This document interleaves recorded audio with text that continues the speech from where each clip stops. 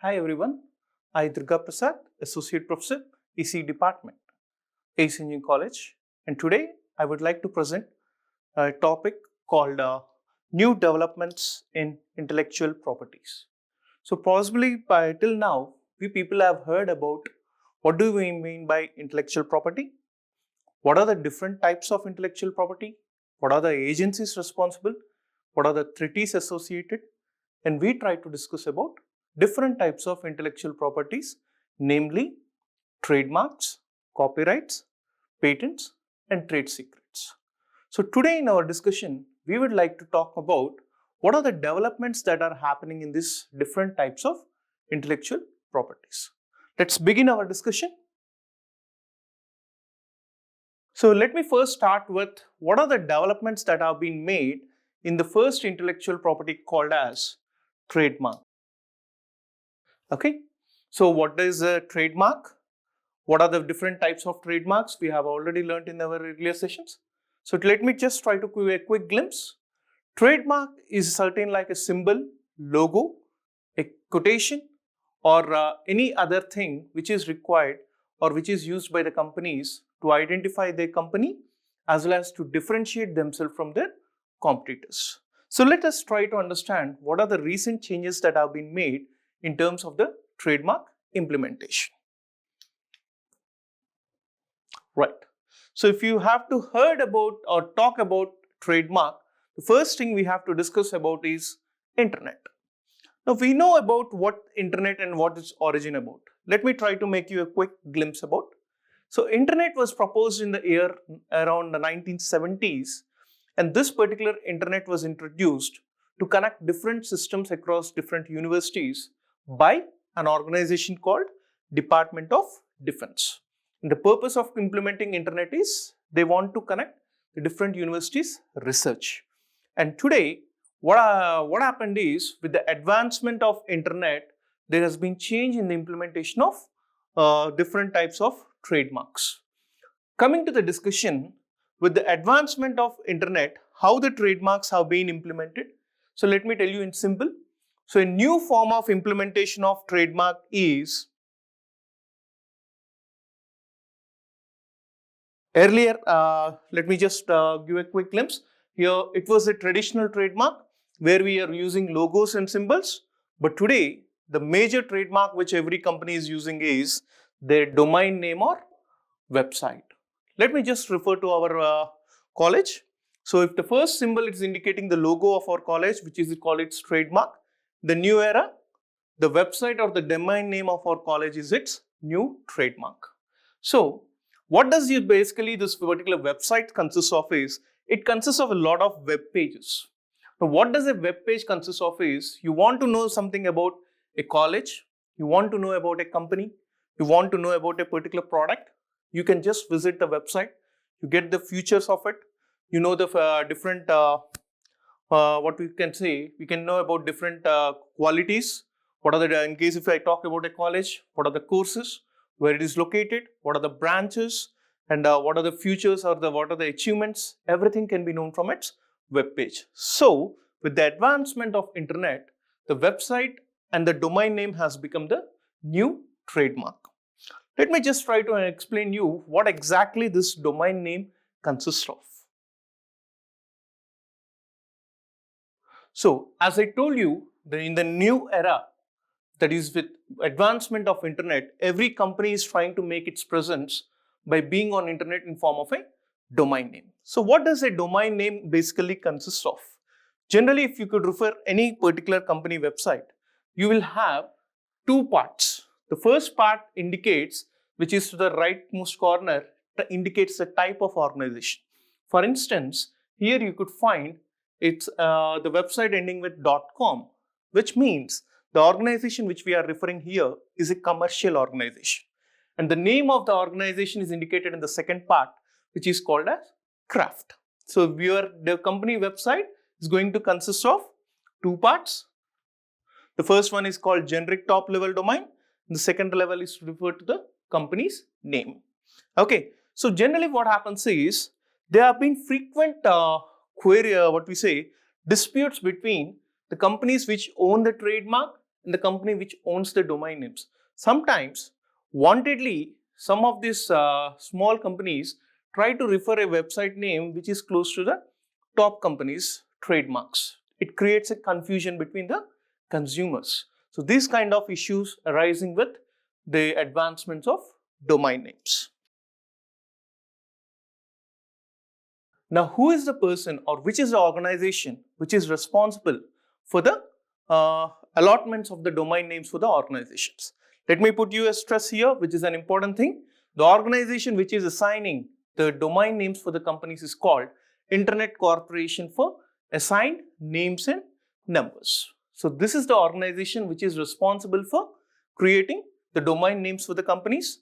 And what is the role played by this particular company and what is the futures of this company? Let's have a quick glimpse. So ICANN is actually a non-profit organization which are consisting of different members related with this internet industry. They will try to make the decisions regarding allotments of the domain names, and they deal with domain names which are related with .net, .org, .com and so on. And generally, whenever we get a domain name, the validity of it is 1 year, and every year we have to renew that particular domain name for us. So in case if someone is trying to use a similar domain name to that of a top brand, it need to be taken care before that particular domain name is allotted to that companies. So how do we protect our domain name? For instance, we have our own organization and we find that someone is trying to use a similar domain which creates a confusion among the consumers. For instance, I have a company like IBM, and in case someone is trying to use a similar domain name, so that in case if a consumer try to reach to his web page, it may be directed towards this particular person with the wrong practices. So the people who generally try to create this kind of domain names to divert the consumers, we call them as cyber squatters. And the process of creating a confusion and this practice adapted is known as cyber squatting. So cyber squatting is a phenomenon in which some people wantedly create a domain name similar to the top well-known trademarks and they try to divert the consumers. Now, how do we protect ourselves from our cyber squatting and this kind of practices? First thing we have to do is whenever we come to know that someone is trying to use a domain name similar to our domain name or our trademarks, we need to bring it to the notice to this Federal Trademark Dilution Act. We have to implement this, we have to follow the guidelines and try to put a file against those practice people. And a civil suit can be framed. Civil suit is nothing but trying to put a case in the court of law. Or we can go and take this issue towards ICANN. As we mentioned, ICANN is the organization which tries to resolve the disputes in regard to the domain names, and this issue can be raised towards ICANN, who can help us in resolving these issues. So cyber squatter and the dilution doctrine, all these are the different acts which are proposed by this various legal or the various laws to help us in resolving the domain issues. Let me just try to give you a quick glimpse on what this Anti-Cyber Squatting Act. So this is all about a quick features of Anti-Cyber Squatting Act. As I told you, we want to protect our domain name against those people who want to do the wrong practice. So what does our Anti-Cyber Squatting Consumer Protection Act mentions about? So for instance, I am the owner of the actual trademark or the domain name. I can refer myself as a plaintiff. A plaintiff is a person who is the true owner of that domain name. So he has to ensure that his mark is distinctive and is not having any resemblance with the other products. And this domain name is related with his well-known trademark. And second thing he has to do is his alleged cyber squatters infringing domain name. We have to prove that the other person who is trying to use is wantedly trying to create a confusion by using a similar domain name. And third thing we have to do is the person who has registered that particular duplicate domain name is started implementing with a bad faith. What is the bad faith here? He wants to create a confusion among the customers and try to divert the customers from our own trademark or domain name page to his particular page. Okay. So this first thing, which is called as new developments in trademark right. So now let us look at the second intellectual property called copyright, and what are the developments that have been made in this Copyright Act. Before I talk about the developments, let me try to give you a quick glimpse. Copyright is an intellectual property which is assigned to different types of what we say literature works. Copyright can be assigned to dramas,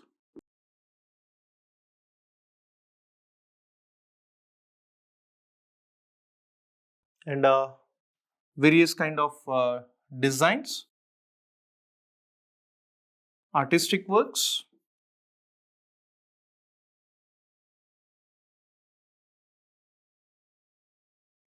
and sometimes some sounds, musics. For all this, you could find the copyrights allotment. Now, the intellectual property, as I told, related to this disciplines, we refer it as copyright. Now, let us look at what are the different developments that have been happened in this Copyright Act. So, what are the changes that have been implemented in this Copyright Act? Let's or copyright phenomenon. Let's have a look. So, the first area which has been added into copyright protection is clothing. Sir, what's clothing? And that is dresses, and this is subjected to copyright? Yes, in the recent amendments, though the clothing doesn't, that is the designing of a dress doesn't get a copyright protection, but the laces which we use on the design, or the embroidery works which we do on that, or all this wedding dresses which we design, you can know that these are also now copyright protected. These were in the recent amendments. This kind of works is also added for the copyright protection. Now, earlier we could find books in form of published copies, but today with the advancement of internet, we could find more number of books released in internet versions. So that is in the form of PDFs, and for viewing those books, we have to make certain payment, then only we can access those books. But nowadays, what happens is some of the people are using wrong practices to try to download and keep it in the internet at free of cost, which is a loss to the author of the book. So certain measures are required so that those kind of contents and those authors' rights will be protected. The next thing that has been added is, with the advancement of internet, with more positives, there are certain negatives.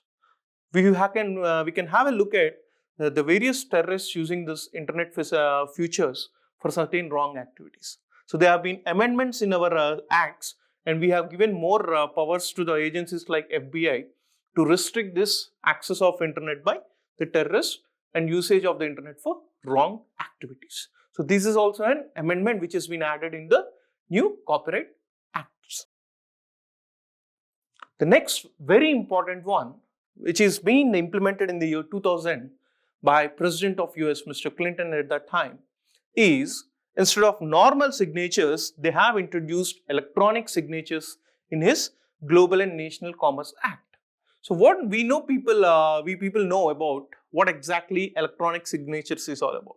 Today we find most of the documents where instead of our physical signatures, we are being expected to implement this electronic and digital signatures. So these are also protected under Copyright Act. And one more area which has been added in this copyright domain is distance learning. So with advancement of internet, we know that we are trying to find different ways in upgrading our knowledge through this internet sources. So when you are trying to learn or upgrade your skill through this distance learning program, certain times we can use the information which is protected under Copyright Act, but it should not be used for any wrong or commercial purposes. It can be used only for knowledge sharing. So these are the few different disciplines which have been added under copyright, and the proper care has to be taken to avoid infringements. So next area of intellectual property which has been got recent developments is related with patents. Let's have a quick glimpse on what are the new developments in the patent class implement. So one of the trending or the buzzword which we could hear in the recent times is all about patents. In patents, there have been three particular discipline areas which have got maximum focus. The first area is called business models. The second area is called software patents. And the third and the most important one is called biotechnology patents. Let's have a quick understanding of what are these three patents and what are the developments that have been made in this particular disciplines. Now coming to the first type, which is business model patents, it has been the patent which has been initiated to ensure the success of the business. So we need to ensure that this particular patent should be of high quality, then only it will give the desired results for that particular business. The second patent is one of the area where you could find major patents generated. We have recent developments in the various areas like big data, cloud computing, or you can find other related technologies. And you can find people working on different development programs and trying to create different new things which can be patent protected. All of those categories can come under software patents. So development of software, many cutting edge technologies are related with the patents of computer software. Now earlier what was the thing happening was, when a certain software related content has been applied for a patent, it used to take some around 2 years of time. This 2 years of time might be that particular content or that particular tool might have even become outdated. So to overcome this, there have been amendments made in allotment of the software patents so that the persons who have created it would get the maximum benefit out of it. And also, the 1996, the Patents and Trademark Office have given the guidelines according to which the software patents are allotted. Now, let me make you everyone just focus this next 1 minute, which is a very important area related with patents, which is called biotechnology patents. You know that in the recent times, we could find a number of pharmaceutical companies trying to do their best to develop the medicines for this very dangerous diseases. Now, every of them who are trying to design a medicine or a formula, they want to get a patent on it so that they can get maximum profits from that design. So definitely when any company is trying to design and one more area related to those pharma industries, genetic medicines, where we are trying to develop different types of medicines from the genetic algorithms in the process and try to design the best of the medicines. And one more area in our biotechnology area, which is getting a greater demand, is related with agriculture research. We could find a number of people working on trying to develop the seeds, the plants, which can grow irrespective of different kinds of environments in which they exist. So agriculture research is one more very important area in which we could find a huge number of patents being developed. And these are the different kinds of developments that have been made in the intellectual properties. And there is one last topic for our discussion that is called as intellectual property auditing. Right. What is this intellectual property auditing? Sir, I never heard about it. So let me tell you, you people know about a term called auditing, right? Every year, every business will try to conduct an audit through its auditors, try to analyze their business position, whether about their profits and loss and all that. So the auditing generally, which is done yearly, similarly, this general auditing is related with their financial assets. There is one more type of auditing called as intellectual property auditing. Now, what do we try to do in this intellectual property auditing? Let's have a quick understanding. As I told you, nowadays every company, along with their properties like their buildings, their monetary values and other assets, their share values and all that, they're also trying to conduct an audit in related with their intellectual properties. And why it is particularly important to conduct an intellectual property auditing is, generally in case if one company is trying to sell there is a transfer of ownership, or a company has been sold to another company and the other company is trying to acquire this particular company.